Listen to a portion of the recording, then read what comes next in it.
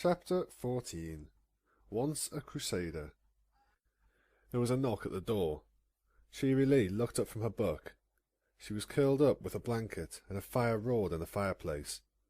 Nightmare Moon had taken over Equestria 1 week prior, and without the sun's warmth, the kingdom had slowly been getting colder and colder. At the moment, the air outside was still mildly bearable. Cheery Lee doubted that would last much longer. Knock, knock, knock. The second set of knocks drew Cheery Lee out of the warm spot she had made for herself on the couch. She moved to the door and looked through the peephole. She never used to worry about which ponies were on her doorstep, but she didn't feel as safe as she used to. However, the ponies outside of her door weren't Royal Guards, Nightmare Moon, or any pony that looked dangerous. They were 3 familiar fillies, who Cheery Lee willingly opened the door for. "Girls, what are you doing out here in the dark?" "It's always dark," Scootaloo pointed out. She was standing between Sweetie Belle and Applebloom on Cheery Lee's front step. "I guess that's true." Cheery Lee forced a weak smile. "Still, what can I do for you 3? "Cheery Lee, can we ask you some questions?" Sweetie Belle asked. "I've been trying to get Rarity and my parents to tell me what's going on, but I don't think they're telling me the truth. Applejack and Big Macintosh won't tell me anything," added Applebloom. "And my parents won't even let me talk about what's going on," Scootaloo finished. Cheery Lee's smile weakened. "Girls, I don't think it's my place, especially if your families don't." "Please, Cheery Lee," the 3 Crusaders begged in unison. Cheery Lee stepped back and motioned with her hoof. "All right, why don't you come inside? Can't have you 3 standing outside in the cold now, can I?" The Crusaders happily accepted their teacher's offer. They moved inside, and once they were clear of the door, Cheery Lee pulled it shut and rubbed her forelegs together to drive away the chill. It was still getting colder outside. She would need her winter clothes soon. After guiding the 3 fillies into a living room, Cheery Lee let them jump onto a couch. She climbed up onto a smaller chair and wrapped herself in a blanket.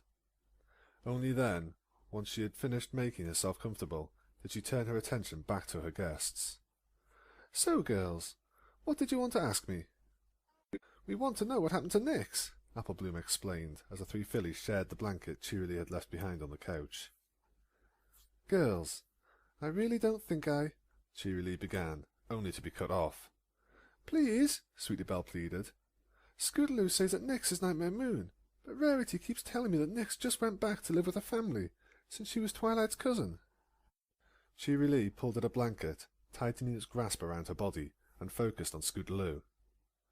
"Why do you think Nix is Nightmare Moon?"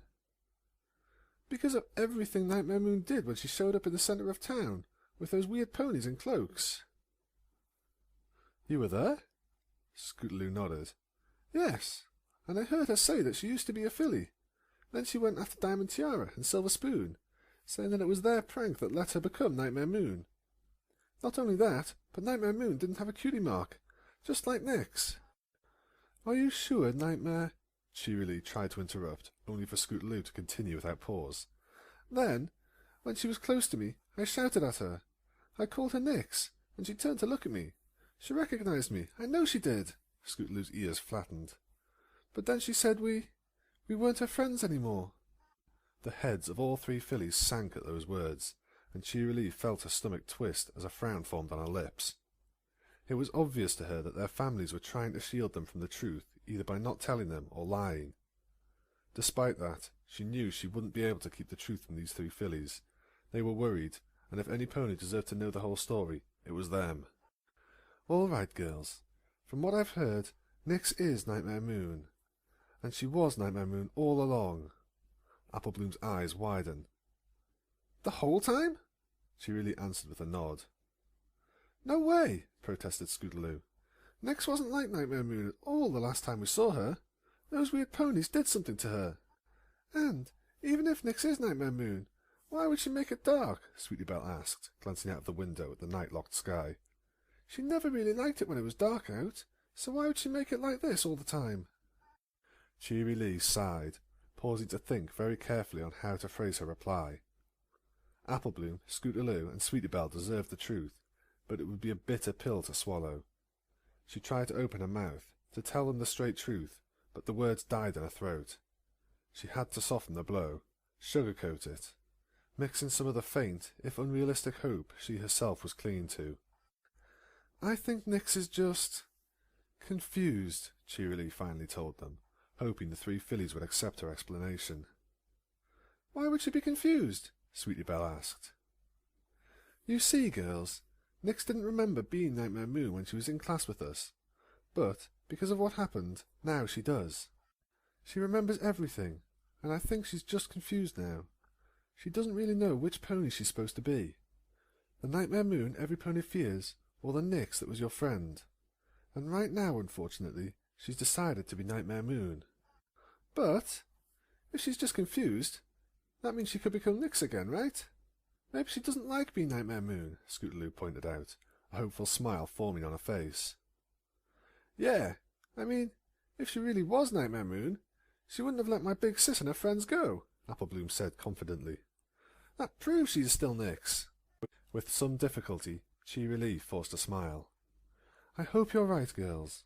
Still, why don't you run along and try to take your minds off it?" Cheerilee suggested.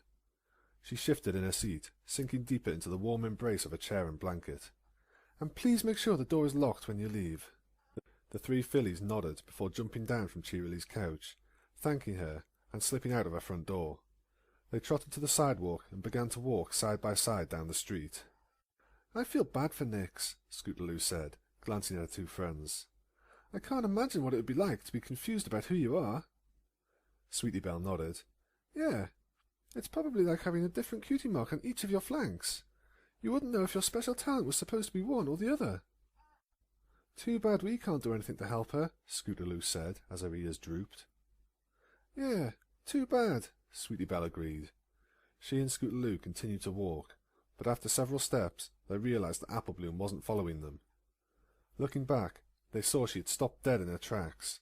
Her head was bent down and her eyes were focused down on the ground. "Hey, Applebloom, you okay?" asked Scootaloo. Applebloom was quiet for a few moments more before snapping her head up. "Crusaders, we have a friend who doesn't know who she is," she announced like a general speaking to her troops. "She's up in that big nasty castle, lost and confused. And do you know what she needs?" No," Sweetie Belle replied, not understanding why Applebloom was acting or speaking the way she was. "Well, I do," Applebloom snapped, marching back and forth in front of her friends. "She needs some pony to remind her who she is, to remind her that she has friends, friends that want to play with her in the sunshine again. And we're just the ponies to do it." Scootaloo smiled confidently and pumped her hoof in the air. "Yeah, let's go show Nix that Cutie Mark Crusaders stick together, no matter what." Girls," Sweetie Belle interrupted, "you do realize Nix is in that big castle? The one guarded by all those big, scary ponies in armor, right?" "So? We'll just sneak past the guards," Applebloom said confidently. "Yeah, we could be Cutie Mark Crusader," Scootaloo began, only to fall silent and look over at her friends. What's a pony called when they sneak into places like castles?" "Boogie-mare?" suggested Applebloom. "No." "Infiltrator," Sweetie Belle offered. "Close, but no." Sweetie Belle and Applebloom looked at each other for a moment, trying to think. Sweetie Belle's eyes then lit up as she thought of the perfect word. "Spy?" "That's it," Scootaloo said with a bounce. "We'll be Cutie Mark Crusader spies." Applebloom and Sweetie Belle smiled, and the three friends high-hoofed before quickly galloping down the street to make their plans. Nightmare Moon descended a spiralling stone staircase, thankful to have a few minutes to herself. The past week had been all about transferring the power over Equestria from the Royal Pony Sisters to her.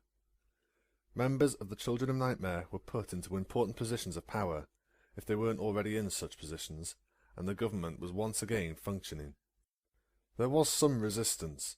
Despite the news that her husband had joined the Children of Nightmare, Princess Cadence, along with some of the other minor princes and princesses of Equestria, had gone into hiding. The consensus between Spell Nexus and the other important ponies was that they were building a rebellion, but Nightmare Moon wasn't worried. Cadence was the only Alicorn among the rebels, and she was only of partial Alicorn blood. She was immortal, and just as she had no hope of moving the sun in the sky, she had no hope of defeating her, Equestria's queen. Truthfully, Nightmare Moon wanted to forget about it all until the next day. It was past 6. She had put in a full day's work, like much of the castle staff that was leaving at this hour, but she still hadn't earned the respite from her royal duties. Nexus expected her in the dining hall soon. He had arranged for her to meet with several minor princes and princesses over dinner. They were those of royal blood who had sided with her new regime, and they all shared her turquoise eyes. It was a sign that Nexus was spreading her blessing around quite freely. Truthfully, Nightmare Moon was starting to get a little sick of seeing every pony around her with the same colour eyes. She decided that, as soon as she was done here, she was going to tell Spell Nexus that she wasn't going to attend dinner, that she just wasn't in the mood. She was the Queen of Equestria. What was he going to do? Reaching the bottom of the staircase, Nightmare Moon pushed the thoughts from her mind and strode down the dimly lit hallway. She was down in her castle dungeons, and she passed by many empty cells until she reached the one at the very end, the only occupied cell. Twilight Sparkle sat up from her cot, having wrapped herself tightly in a blanket. She was unharmed, but still bore one sign of her imprisonment. The metal collar that was secured to her neck blocked her magic, ensuring she could not escape through teleportation or even by levitating a key. Nightmare Moon looked in on Twilight for a time, staring at her through the bars before finally speaking. "I trust the guards have been treating you as I ordered." "They bring me my meals and nothing else," Twilight replied softly. "Good. That's good. Are your injuries healing well?" Twilight looked down at her front right leg, shifting it gingerly. "My ankle is still a little tender, but I'm fine." She paused for a moment before looking back to Nightmare Moon. "How are you doing?" "I am perfectly fine. I am the Queen of Equestria. Every pony is enjoying the beauty of an eternal night. The children of Nightmare are settling into control of the government, and Equestria is mine to rule. I couldn't be happier." "You don't sound happy," Twilight pointed out. Nightmare Moon's eyes pulsed, and her distant gaze turned into an irritated glare. "What would you know about how I sound when I'm happy?" "Because I've seen you happy, Nyx. I've heard you laugh, and I've seen you smile. You may say you're happy, but I can tell you're not." "You don't know what you're talking about," Nightmare Moon snipped. "And what would you have me do if I wasn't happy, Twilight? Would you have me give up the crown, or perhaps you want me to release Celestia and Luna?" "Yes!" Twilight answered eagerly. She moved out from underneath her blanket into the cell door, getting as close as she could to Nightmare Moon. "Then you would have me sign away my own freedom. The moment Celestia and Luna are free, they will work together to make sure that I take their place." Nightmare Moon gritted her teeth and lowered her head down so she was at eye level with Twilight. "I will not spend another 1,000 years banished to the moon. You and Celestia have made it perfectly clear that no matter what I do, no matter how well I behave, I am, and forever will be, an enemy to Equestria. It is too late to go back now, Twilight, even if I wanted to." "But do you want to?" Twilight asked hopefully. Nightmare Moon offered no reply. She turned with a huff and strode back towards the staircase. Twilight watched her for as long as she could. She pressed her face up against the bars and strained her ears. She stayed there until she couldn't hear hoofsteps any more, and only then did she climb back into her cot. She wrapped herself back up in a blanket and laid her head down on a pillow. She lifted a hoof to try and dry her eyes, but it was a fruitless effort. No matter how much she tried, she couldn't keep herself from crying. "Halt! Who goes there?" A guard snapped from the top of the castle's gatehouse. "Apple delivery," Big Macintosh called up to the guards in his deep, calm drawl. He was hooked to a wagon filled with several baskets of ripe, red apples. "You all ordered them yesterday." The guards on top of the gatehouse flipped through some of the paperwork before poking their heads over the edge again. "Proceed. Unload the wagon just inside the gate, and then leave. You got that?" "Yep," was all Big Macintosh said in reply as the castle gates opened in front of him. The moment he could, he pulled his cart inside. Then, as he had been instructed, Big Macintosh unloaded the baskets of apples and left soon after. The castle gate swung shut behind his cart, and once the courtyard was secured, servants from the castle's kitchen appeared. They fetched the baskets of apples, carried them inside, and placed them in the pantry for storage. Once all the apples were moved, the kitchen servants pulled the pantry door shut and went about their other duties. And for a time after that, the inside of the pantry was pitch black and utterly quiet. But soon a rustling began to fill the air. The noise was followed by another, the sound of apples hitting the floor. "The coast is clear." After some straining and grunting, a light flared to life in the room. The light sat at the very tip of a little white unicorn horn. Sweetie Belle poked her head out from a basket of apples and looked around the room. Apple Bloom was already out of her own basket and was pulling at a cutie mark Crusader cape which had gotten caught. At the same time, some apples fell from a third basket as Scootaloo popped into view. "This was an awesome plan, Apple Bloom," Scootaloo praised as she clambered out of a basket. "Thanks," Apple Bloom replied. "It's a good thing I overheard Applejack and Big Mac talking about the delivery to the castle. I don't know how we would have gotten in otherwise." "But what do we do now that we're here?" Sweetie Belle asked Apple Bloom. "Simple. If Nyx is in the castle, she has to eat sometime, right? Well, that's the best part about us being in the kitchen, and it being so close to dinner time. We'll just wait until some pony makes her dinner. And then we'll use our super spy skills to follow that pony, and she will lead us right to Nyx," Scootaloo interrupted before striking a dramatic kung fu pose. "But we aren't even in the kitchen. We're in the pantry, and we don't have any super spy skills," Sweetie Belle pointed out. "Well, it's still a solid plan," Scootaloo weakly defended. "Hey, get some of those apples," a fourth voice spoke from outside the door. The three fillies jumped. They ducked into a corner of the pantry behind some bags of potatoes just as the door opened. One of the kitchen workers stepped inside, lingering just long enough to grab one of the baskets. He then turned to leave, letting the door swing shut under its own weight.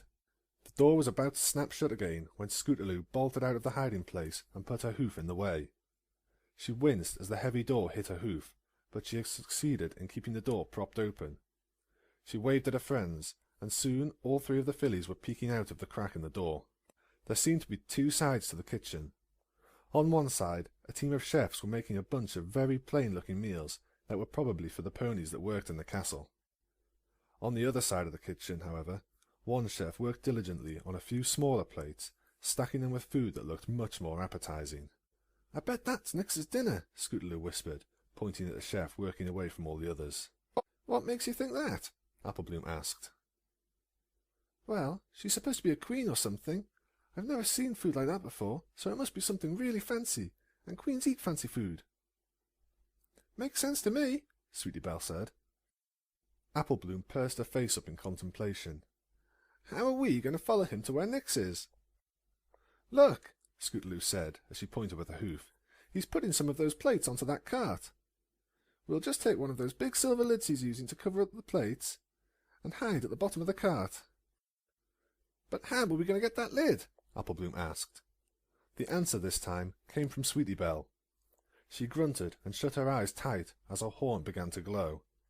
Shakily, one of the largest silver plate covers began to float up, moving lazily along the ceiling towards where the Crusaders were hiding. It dipped and bobbed a number of times as Sweetie Belle struggled, but it remained aloft. Scootaloo smiled and eagerly watched as the lid floated through the air. "That's it. Just a little closer." I can't do it," Sweetie Belle whimpered as she began to sweat. "Come on, Sweetie Belle," Apple Bloom said, trying to encourage her. "Just a little farther." "I just can't," Sweetie Belle answered, her magical grasp on the silver lid breaking. The lid dropped, landing on the floor with a clatter. The abrupt noise caused many of the cooks in the kitchen to jump, and all eyes fell on the cover. The nearest unicorn, the one who had been preparing the fancy food, trotted over to the silver lid. He picked it up magically and looked at the floor beneath it. He expected to find some ruined food, but there was nothing there. Confused, the cook raised his gaze and noticed the pantry door was open. Curiosity getting the best of him, the chef used his magic to open the pantry door while keeping the serving dish lid in the air beside him. He looked all around the pantry, but when he saw nothing out of place, he looked back at the other chefs and shrugged. With no apparent explanation for where the lid had come from, the chefs went back to their tasks, writing off the event as a mystery. The chef that currently held the mysterious plate cover went back to work as well. He picked up a particularly large plate, which was laden with a number of sugary desserts, and after wiping the bottom rim of the lid with a cloth, he placed it over the top of the desserts. The chef then gently set the now covered plate on the bottom of the serving cart before returning to his cooking. "Whew! Nice move, Scootaloo," Applebloom whispered. At the last possible moment, Scootaloo had grabbed her two friends and dove out of the pantry. The serving lid had come down right on top of the trio, and before the chef could investigate, the three fillies had pressed their legs against the lid's interior. By doing that, they managed to keep themselves inside the lid even as it was lifted off the ground. Now, three fillies found themselves on the way to Nyx, and they carefully dropped down from the interior of the lid. They stepped gingerly around the desserts on the serving tray while Sweetie Belle lit her horn, giving them some light. The tray itself seemed unnecessarily big for the number of desserts it held. The Crusaders, however, were more focused on the treats themselves. Scootaloo licked her lips as she looked over the treats with wide eyes. "Wow, these sure do look good." She picked up a dessert with a hoof. You think Nyx would mind if we have some?" "She always liked to share the treats she brought to school with us," Applebloom remarked. Both she and Sweetie Belle were looking at the desserts just as eagerly as Scootaloo was, even as they felt the cart begin to slowly move. "Your dinner, Your Majesty," the waiter, Haute Cuisine, announced. He pushed the dinner cart into Nightmare Moon's bedroom and gave his queen a respectful bow. "The royal chef also prepared a selection of desserts for you. They are in the platter on the bottom of the cart." "Thank you. You can leave it there," Nightmare Moon replied. She had only just returned to her room herself and was in the process of removing her shoes. Haute Cuisine gave a nod and backed out of the room with a final bow before he pulled the door shut. Nightmare Moon only sighed. She had already grown tired of the constant pomp and circumstance the castle staff went through whenever she was around. Having cleaned off her eyeshadow, the now all-natural Nightmare Moon moved over to the food cart. She lifted the lid off her dinner and leaned in to inspect it. The royal chef had, of course, taken her very simple request and turned it into some artful, overly fanciful display. Her sandwich was cut into weird shapes and stacked like some kind of sculpture. Her side salad had also suffered. The green leaves were garnished with garishly colourful flowers. The only thing that looked simple was the soup. Then again, it's hard to mess up soup. Leaving the sandwich and salad alone, Nightmare Moon levitated the soup over to the bed. She lay down and kept the bowl suspended nearby as she levitated the book up to her face. That was the one benefit she had come to enjoy as Equestria's new queen: access to the royal library. Some of the books she had been able to read were amazing, despite the few times she had tripped over books that reminded her of Golden Oak's Library, Spike, or Twilight Sparkle. Holding the soup with her magic, Nightmare Moon drew out a spoonful and drank it gently. In spite of all that had happened, Rarity's etiquette lessons lingered with her. She did not slurp or spill. She ate the soup like a proper mare before turning open her book and continuing to read. Achoo! Caught off guard, Nightmare Moon jumped. The soup slipped from her grip, and it took a desperate surge of magic to keep the contents of the bowl from splashing across her bedspread. By a small stroke of luck, she saved most of the soup, but the portion she couldn't save spilled onto her bed. It was an irritating mess, and Nightmare Moon cursed the soup and all the ingredients that comprised it. Her rage, however, quickly cooled.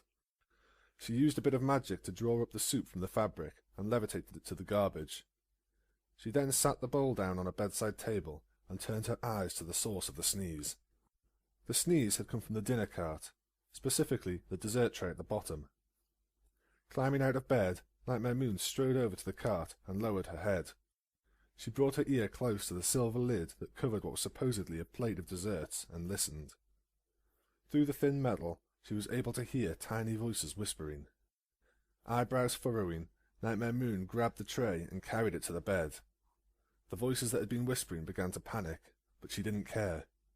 Some pony had dared to sneak into her castle, into her bedroom, and she was going to confront them. In preparation for facing the intruders, Nightmare Moon sat the tray on the bed. She spread her wings, flared her mane, and ensured her lips formed a menacing frown.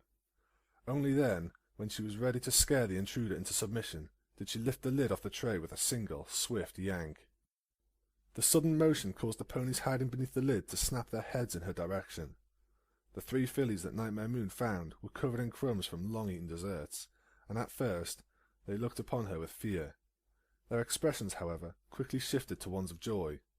The cape-wearing Crusaders smiled, jumped up from the tray, and moved to the edge of the bed closest to Nightmare Moon. "See?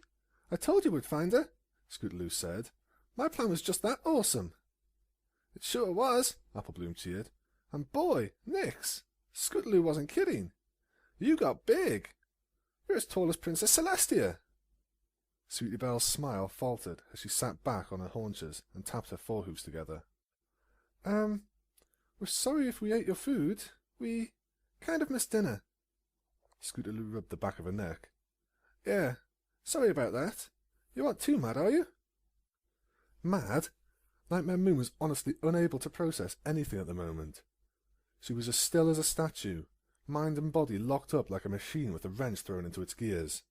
Her jaw hung open, and her eyes widened at the sight of the fillies that had managed to find their way into her bedroom. "Whoa, Nix! Is this your room?" Applebloom asked, looking around in awe. "It's so big!" "And beautiful," Sweetie Belle added. "Well, Nix isn't exactly as small as us anymore," Scootaloo pointed out. "She kind of needs a bigger room. Hey, Sweetie Belle, look over there. She has a validity mirror like your sister." "It's called a vanity mirror," Sweetie Belle corrected. The 3 fillies jumped down from the bed, scampered over to the mirror, which had been replaced just that morning, and leapt up onto the small table that was attached to it before looking at their reflections. "Hey, I've got crumbs in my tail," Sweetie Belle said with a giggle as she used a hoof to bat at her hair. "Well, that's what you get for sitting in one of those desserts," Applebloom said flatly. "It wasn't my fault. The cart shook. At least I didn't eat it like Scootaloo did." "What? It was still good.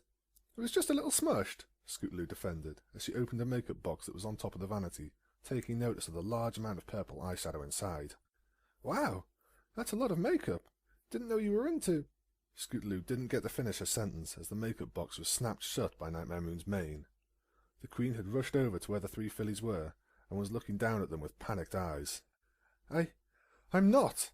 It's just that Spell Nexus says that I need to—" Nightmare Moon caught herself and gave her head a firm shake. There was no reason for her to be justifying herself to her friends, to her old friends. There was no reason she needed to justify herself to any pony. "What are you 3 doing here?" she asked, with a voice that was firm but not harsh. "We wanted to help you so you weren't so confused," Applebloom said, as she and the other Crusaders turned away from the mirror and looked at Nightmare Moon. Nightmare Moon still had a significant height advantage, even though the 3 fillies were standing on top of the vanity table, but they either didn't care or didn't notice. Nightmare Moon cocked an eyebrow. "Who said I was confused?" "She really did," answered Sweetie Belle. "She said that you were confused about who you were, so you were trying to be the pony other ponies expected you to be. And that's why you made it so that the sun doesn't come up, because you're confused," Applebloom added. "So we decided to come here to help you remember who you are. After all, Crusaders stick together." "We even brought you a cape," Sweetie Belle chirped. She stuck her head beneath her own cape and brought out a 4th little red cape which bore the blue Crusader emblem and an interior made with golden fabric. Sweetie Belle held it up with a smile. "We wanted to bring you your old one, but we couldn't find it, so I decided to make you a new one." Her smile faded as she glanced between the cape and Nightmare Moon. "Though, now that I think about it, I probably should have made it a bit bigger." "Oh yeah, a whole lot bigger," Scootaloo agreed with a nod. Nightmare Moon was once again struck speechless. She gingerly took the cape from Sweetie Belle and held it to her eyes. She focused on the haphazardly sewn blue shield emblem with a rearing, smiling, cape-wearing yellow filly in the centre. "Why are we going to the clubhouse again? I thought we were going to try being Crusader couch sales ponies with Mr. Davenport," Nix asked. She was following Applebloom to Sweet Apple Acres, where in a more secluded private part of the farm a simple treehouse stood. It was a hoof-me-down from Applejack and the current headquarters of the Crusaders. "We are, but we need to pick up something first," Applebloom replied before she climbed up the steps and nosed open the door of the treehouse. She then stepped back, letting Nix walk in first. She didn't think much of that until she noticed Scootaloo and Sweetie Belle were standing in front of her with big smiles on their faces. "Oh, hi," Nyx greeted. "I thought you were going to meet us at Sofas and Quills." Scootaloo was grinning ear to ear. "We were, but we've got a surprise for you." "Really? What is it?" Nyx asked excitedly. "First, you gotta close your eyes. And keep them closed," Sweetie Belle told her. Nyx closed her eyes as fast as she could and kept them sealed tight, even as she felt something fall on her back. She stood there, biting her lower lip in anticipation, but she wouldn't let herself peek. "May I look yet?" Nyx asked when her curiosity was too much to bear. "Yes," Sweetie Belle chirped, and, in a single motion, Nyx opened her eyes and looked behind her. There, on top of her usual vest, was the signature red cape of the Cutie Mark Crusaders. "Consider yourself an official Cutie Mark Crusader," Applebloom announced happily. Nyx looked over at the cape, a smile spreading across her face. That smile was soon joined by a few tears. Thank you. Thank you so much," she sputtered out. "Told you she would cry," Scootaloo teased with a grin on her face. "Scootaloo, that's mean," Sweetie Belle chided, though she was surprised to hear Nyx giggling a bit. "It's okay, Sweetie Belle," Nyx assured her friend while she admired the cape. Nightmare Moon shook her head, reclaiming her thoughts from that memory that had forced its way into the front of her mind. The three small Crusaders were still looking up at her, smiling as they waited for her response. For a moment longer, Nightmare Moon looked at the little cape, and then gently sat it down on the side of the vanity.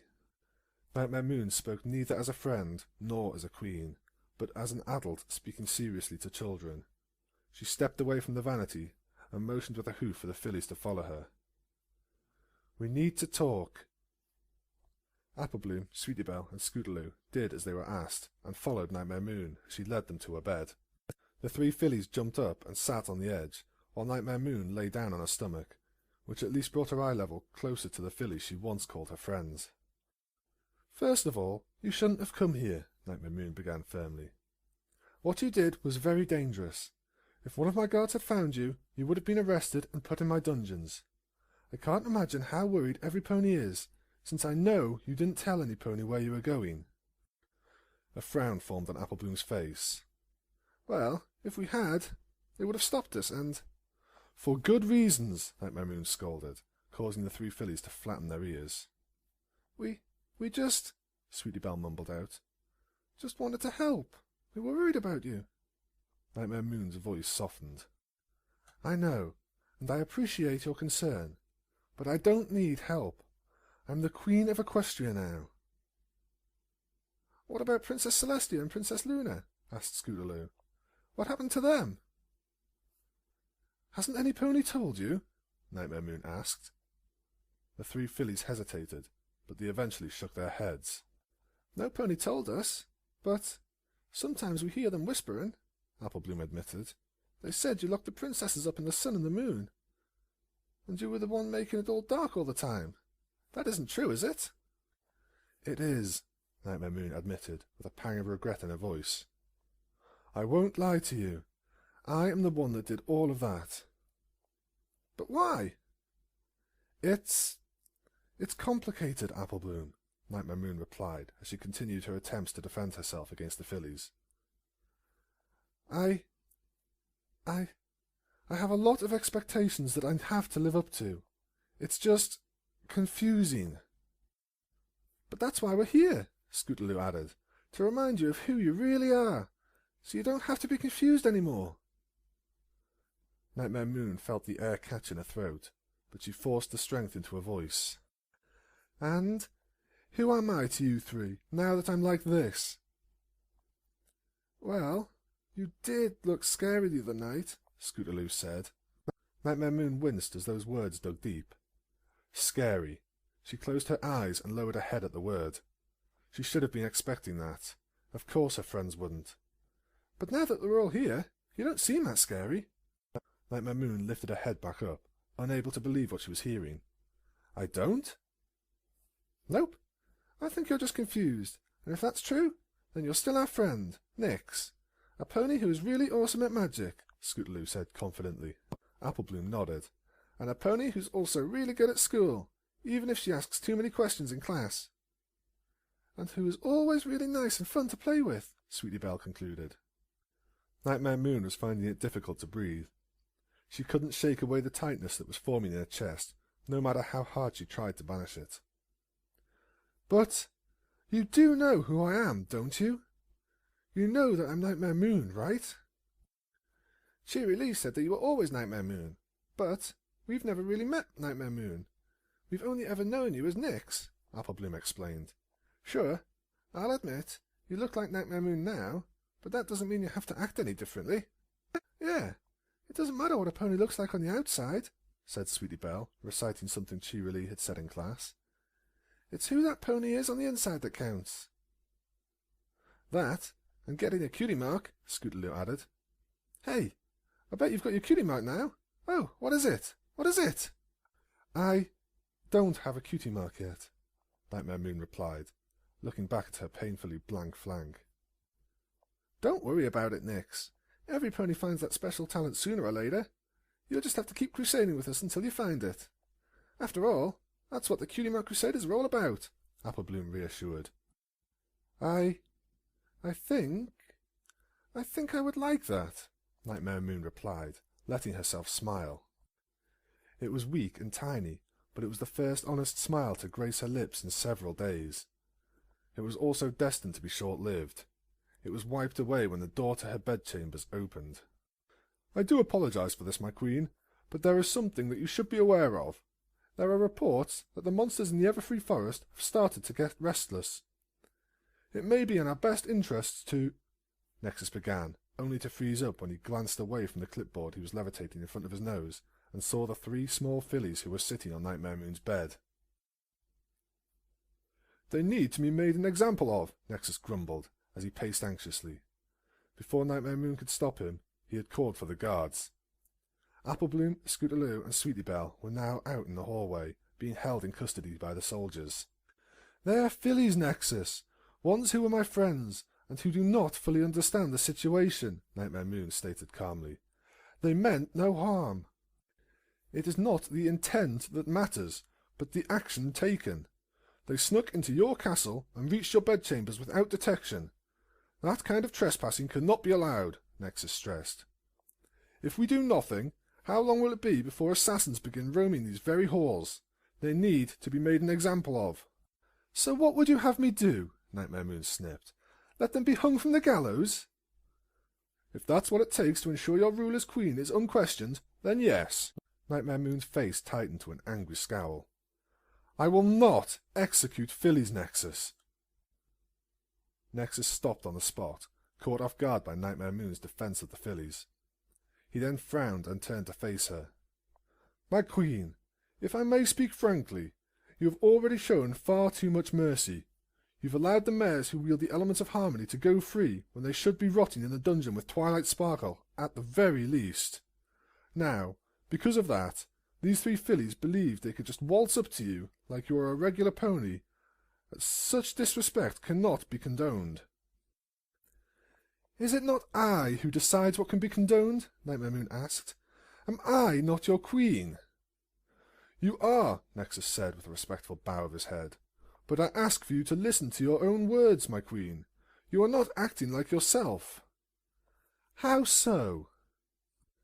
Nexus moved a step closer, his voice becoming gentle yet confident. My queen, you are the most glorious alicorn to ever grace Equestria. You are mightier than Celestia, and the night glistens with greater beauty than it ever did when it was under Luna's care. Your form is far more magnificent than theirs. You are the one true queen of Equestria, whereas the sisters were only princesses treating this kingdom like a pet that needed to be coddled. Think of what you've done in the past, Nexus continued, as he raised his hoof dramatically. You struck down royal guards at the Summer Sun celebration with lightning for simply drawing too close to you. You've held Celestia at the tip of your sword, and then banished her to the sun, so that she would know the same suffering you had endured for 1,000 years. You are Nightmare Moon. Your name strikes fear into the hearts of ponies all across Equestria whenever it is spoken. A holiday was created solely so ponies learn to fear you. These are all things I already know, Nexus. Get to the point, Nightmare Moon snapped. The point, my queen, is that you should think about what you're doing. Do not view these fillies as friends you had in ignorance. View them as they are, trespassers in your castle who have insulted you, who have approached you as if you were some common mare. These are indignities you should not have suffered, and thus they need to be punished. They need to be taught a lesson, and through their punishment all of Equestria will learn that you are not to be trifled with. Nightmare Moon scowled and turned her attention to her closed bedroom door. She was silent for a long time, but then she sighed. You are right, Nexus. I, as Nightmare Moon, cannot consider those three my friends any more. They are fillies who have trespassed in my castle, and... Nightmare Moon's voice caught in her throat. She needed to take a fresh breath to force out the last few words. And they need to be punished. A pleased smile grew onto Nexus's lips, and he moved towards the door. Then I'll make the arrangements. The fillies will hang in the wind before dinner tomorrow. No! Nightmare Moon said firmly. They are not to be hanged, Spell Nexus. But your Majesty, don't you think... Nexus began, only to fall silent under Nightmare Moon's cold, hard gaze. You will lock them in the dungeon. That should teach them a lesson. Nexus puckered his lips, thinking about Nightmare Moon's proposed punishment before his smile returned. Of course, my queen. They shall learn their lesson and then be able to spread it to the general public. They'll tell their friends and neighbours of their time in our dungeons. I'll even have them placed in individual cells. Give them a taste of the solitude you endured when on the moon. No, I want them all placed in Twilight Sparkle's cell. Again, Nexus looked at his queen with a dumbfounded expression. But, as before, his devilish grin returned. Of course! The dungeons will likely start to get very crowded as time goes by. We might as well start saving as much space as we can. With that, Nexus turned and left the room, pulling the door shut behind him. Nightmare Moon waited for a few moments, ensuring Nexus would not return, before she locked the door with a flick of a horn. She then stood from her bed and moved over to her writing desk. There, she drew out a scroll, a feather pen, and an ink bottle before beginning to write. Twilight. This evening, Applebloom, Scootaloo, and Sweetiebelle snuck into the castle and managed to make it to my bedchamber. They are currently being taken down to the dungeons and will be placed in your cell momentarily. Please believe I take no joy in this, but there is a lesson they must learn. I am not their friend any more. I also do this for their own protection. Spell Nexus would have them executed for their intrusion. He would use them to send a message to Equestria, but I do not want to see them get hurt. They were once my closest friends. If any pony deserves mercy from me, it is them. So they will remain in the dungeon until Spell Nexus is satisfied with their punishment. I will try to free them in a few weeks, but until then, I must ask that you try and keep them safe. Make sure the guards do not hurt them, and make sure they believe they will, in time, be free. I know I have no right to ask favours of you at this point, but if you will not do this for me, then please, do it for them. Also, dispose of this note before Spell Nexus can see it. Nightmare Moon. The queen rolled the letter and took hold of it with her mane. She then let her whole body turn into an inky, indigo cloud and surged out of her bedroom window. She raced around the exterior of the castle as quickly as she could, in hopes of beating Spell Nexus and the guards to the dungeon. The piece of parchment's suddenly appearance startled Twilight, and she looked around for its source. But Nightmare Moon had hidden against the ceiling of the dungeon hallway. Despite being unaware of the scroll's origins, Twilight moved over to it, opened it with a hoof, and began to read. Twilight was just able to finish the letter when the door to the dungeon opened. In a panic to dispose of it, Twilight stuffed the note in her mouth, chewed it, and forcefully swallowed. She gagged from the dry taste, but did not have time to be disgusted. She rushed to her cot, lay down, covered herself with a blanket, and pretended to be asleep as the group of ponies stepped into view of her cell. Spell Nexus scrunched up his nose at the sight of Twilight, and behind him a pair of guards kept close watch on the cutie mark Crusaders. The three fillies were clinging together and trembling. Sweetiebelle had already been fitted with an anti-magic collar very similar to the neck shackle that Twilight was wearing. With a flare of magic, Spell Nexus opened the cell door and let the guards shove the three fillies inside. He then slammed the door shut, causing a loud metallic clang to echo throughout the dungeon's corridors. Applebloom, Sweetie Belle and Scootaloo all moved up against the cell door, their faces reflecting the fact that they were just coming to terms with the reality of their confinement. "How long do we have to be in here?" Sweetie Belle asked. "Well, that depends on the Queen," Nexus told them, "but I wouldn't get your hopes up. After all, I'd leave you in here for a few years, just to be sure you've learned your lesson." The mention of years stole the strength from the Crusaders' legs. They crumpled into a pile on the floor right where they were standing. The sorrow on their faces tore at Nightmare Moon's heart, but seemed to have no effect on Nexus. He just chuckled under his breath and led the guards away. Sweetie Belle began to cry, and she covered her face with her hooves, while Applebloom and Scootaloo looked off into the distance. They looked as if they wanted to cry too, but somehow they kept their eyes dry, if only for their friend. Only once she was certain Nexus was gone, did Twilight come out from beneath her blanket and move towards the three fillies. "Girls?" The Crusaders sat up and spun their heads around. Their eyes lit up with a flicker of hope, and in an instant Applebloom threw herself at Twilight. "We were just trying to help," Applebloom whined. Tears formed in her eyes, and she buried her muzzle in Twilight's mane. "Why did Nyx lock us up?" "Shh," Twilight said, trying to calm Applebloom down. "It will be okay." "But he said years, Twilight," Sweetie Belle wailed. She moved up and joined in Applebloom and Twilight's embrace. "I don't want to be in jail." "Don't worry. I'm sure some pony will come and rescue us soon," Twilight whispered. She held both Applebloom and Sweetie Belle tight before looking up at Scootaloo. Scootaloo had started crying, trembling, and kept looking back over her shoulder at Twilight. She acted like she was rooted to the floor. She wouldn't allow herself to share in the embrace happening less than a foot away. Twilight, however, knew what Scootaloo needed. She reached out with her hoof, placed it gently on Scootaloo's shoulder, and pulled her close. Scootaloo did try to resist, for a moment, but she too fell into the hug. The three fillies cried, and all Twilight could do was hug them back and tell them over and over again, "Everything will be okay." Nightmare Moon watched all of this from a hiding place as a cloud against the ceiling, and it dug at her chest like a rusty dagger. She was only able to watch for a few moments before she had to leave. She was unable to stand the sight of her friends crying like that. After floating lazily outside of the castle as a cloud for a few minutes, if only to feel the night's breeze flowing through her, Nightmare Moon returned to her bedchambers. Despite her hopes, the wind had provided no comfort. She collapsed onto her bed and sought any distraction from the knowledge her friends were now prisoners. Her eyes glanced about the room, and eventually she found herself focusing on a reflection in the recently replaced vanity mirror. A full-grown mare. She was a full-grown mare, yet her flank was as blank as a starless night sky.